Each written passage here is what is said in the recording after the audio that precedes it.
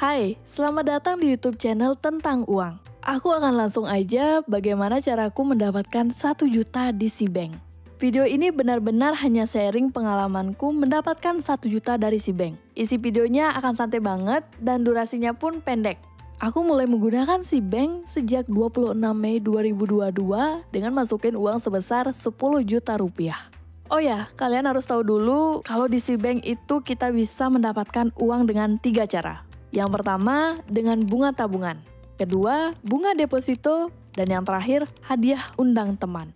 Dari ketiganya itu yang paling gampang dilakukan adalah dengan bunga tabungan. Karena dengan kalian menaruh uang kalian di Cbank, kalian akan otomatis mendapatkan bunga tabungan. Bunga tabungan ini sebesar 6% per tahun. Ada pajaknya nggak? Tentu ada dong, sebesar 20%. Tapi, jika uang kalian di bawah 7.500.000, kalian tidak dikenakan pajak.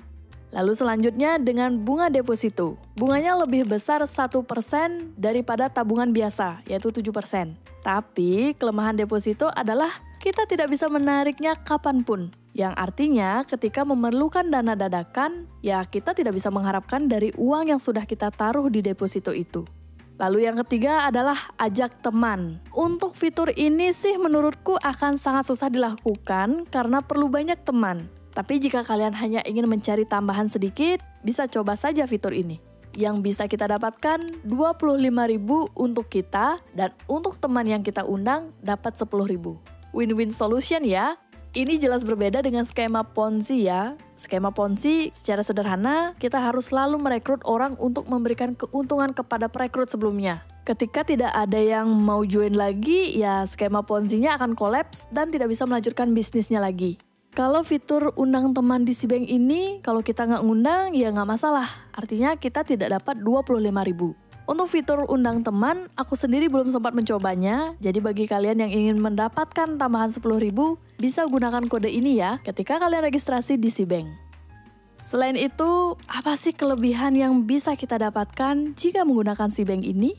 Bebas biaya admin. Biasanya, bank yang biasa kita gunakan selalu motong uang kita di akhir bulan atau di awal bulan. Sedangkan di Cbank tidak ada biaya bulanannya, jadi kita sebagai anak muda yang uangnya belum banyak, tentu tidak perlu khawatir tentang itu. Bebas biaya transfer.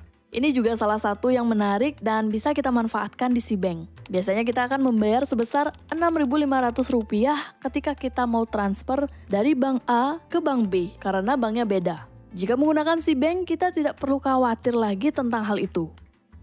Tanpa minimum saldo.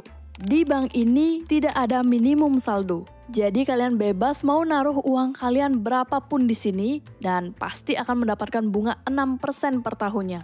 Intinya kalau kalian taruh uang kalian di sini pasti bakal nambah.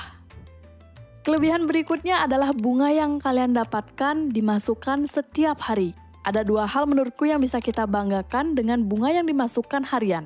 Pertama, intinya kita pasti dapat bunga. Walaupun kita tarik uang dari tabungan kita, bunga yang kita dapatkan di hari sebelumnya sudah masuk ke rekening tabungan kita. Lalu yang kedua, kita akan mendapatkan auto compounding interest. Jadi, kita akan mendapatkan bunga setiap hari berdasarkan nilai saldo akhir kita di hari sebelumnya. Supaya gampang, aku akan berikan contohnya. Apabila kamu memiliki saldo akhir sebesar 100 juta rupiah, maka kamu akan mendapatkan bunga tabungan 6% dikali 1/365 dikali 100 juta. Dikurangi 20% pajak sama dengan Rp13.150. Lalu ada apa dengan compounding interest? Secara sederhana, compounding interest adalah bunga berbunga. Kalian bisa lihat sendiri contoh dari uangku yang aku tabung di Cbank. Setiap hari bunga yang aku dapatkan bertambah. Nanti aku akan buatkan videonya tersendiri untuk compound interest ini. Jadi jangan lupa subscribe dulu channel ini ya. Kalian pasti bertanya-tanya, kok bisa sih Cbank memberikan banyak sekali keuntungan untuk nasabahnya? Untuk menjawab pertanyaan itu, kalian harus paham dulu dengan konsep bank digital. Di video kali ini aku akan jelasin sedikit aja karena sebelumnya aku sudah sempat buatkan video tentang bank digital secara lengkap. Jadi kalian bisa klik pojok kanan atas atau linknya aku taruh di deskripsi. Bank digital adalah Bank Berbadan Hukum Indonesia atau BHI yang menyediakan dan menjalankan kegiatan usaha yang utamanya melalui saluran elektronik tanpa kantor fisik selain kantor pusat atau dapat menggunakan kantor fisik yang terbatas. Sampai di sana paham ya? Artinya bank digital sepenuhnya beroperasi secara online, minim pelayanan tatap muka, mengandalkan koneksi internet dan aplikasi sebagai sarana untuk berinteraksi. Karena tidak adanya kantor cabang, bank ini bisa memotong pengeluaran operasional yang tinggi untuk dialihkan ke keunggulan yang lainnya. Maka dari itu keuntungan yang diberikan bank ini sangat banyak. Sesungguhnya bank digital ini merupakan sebuah terobosan sekaligus disruption di dunia perbankan. Karena ia dapat dengan mudah mematahkan stigma bahwa urusan keuangan dengan bank itu banyak syarat dan ribet. Bank digital muncul dengan membawa sebuah pola baru di mana pelayanan perbankan bisa disajikan dengan cepat dan fleksibel tanpa banyak campur tangan sumber daya manusia. Dalam hal ini khususnya pegawai, kantor, bangunan fisik seperti yang ada di kantor cabang bank konvensional. Karena kantor cabangnya sedikit, apakah bank ini aman? Seluruh akses dan transaksi pada aplikasi SeaBank dilengkapi dengan verifikasi 2 langkah dan end-to-end encryption. Seluruh transaksi yang dilakukan melalui aplikasi SeaBank juga memerlukan kode verifikasi OTP dan atau PIN sebelum dapat diproses.